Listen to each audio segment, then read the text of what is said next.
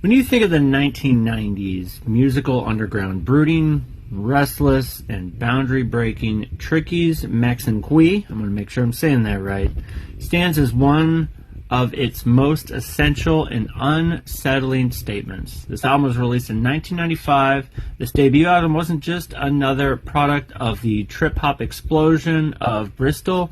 It was something far stranger, more personal, and even more haunting as well.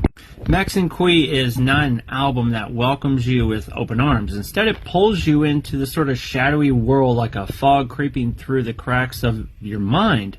The opening track, Overcome, sets the tone perfectly. Fractured beats, warped samples, and the hypnotic detached voice of Martina Topley Bird, floating like a ghost over it all. Tricky himself is rarely front and center, even this whole album. He's the voice in the walls, the shadow on the staircases, the disembodied guide through the anxious dreamscape. But beyond its sound, what truly makes Maxinquaye fascinating is the theme, or rather its web of themes, you can say.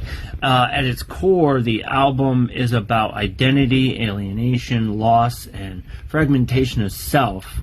Tricky dedicated the album to his late mother, Maxinquaye, whose absence left a hole that shaped his entire life. Her ghost lingers over the record, not as like a clear narrative, but as a presence, a fog of memory and unresolved grief, if you will. The album, wrestles with questions of masculinity and femininity, twisting gender roles in strange and subversive ways. On the haunting cover of, Public Enemy's Black Steel, for example, it's Martina rather than Tricky, who tells the story of political rebellion from the traditional male perspective, this blurring of identity, male and female, black and white, strength and vulnerability, runs through the entire album. Tricky himself called the album feminine, explaining that he was more interested in the sort of feminine side of himself than in, playing the sort of hardened, tough guy role.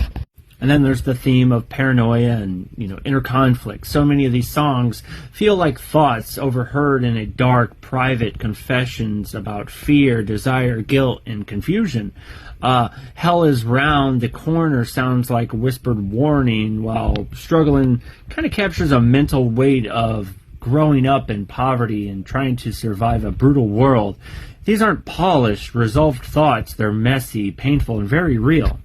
Even the music itself reflects its sense of disorientation. The beats are loose and crumbling. The samples feel cut from broken memories. The melodies drift in and out like they've forgotten what they were supposed to be. There's no neatness here, no radio-friendly polish, just mood, tension, and raw emotional atmosphere.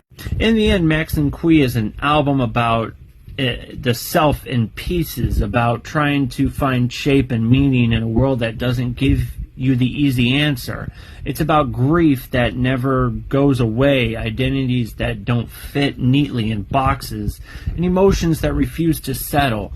It's not comfortable listening, but it's definitely unforgettable, and that really is its greatest power. So if you haven't listened to this album, check it out, dude. Tricky's amazing, incredibly talented.